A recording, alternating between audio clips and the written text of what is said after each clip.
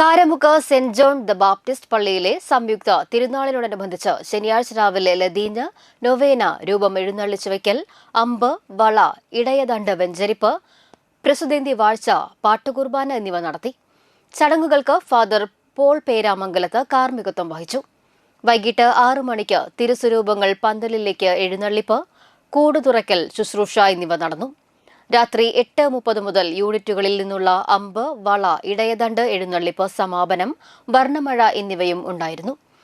ചടങ്ങുകൾക്ക് വികാരി father Tony Rose Vazhappally, തിരുനാൾ ജനറൽ കൺവീനർ A.V. ജോയ്, കൈക്കാരന്മാരായ Nelson V. Mathew, Simson P. Varghese, PM Amar എന്നിവർ നേതൃത്വം നൽകി.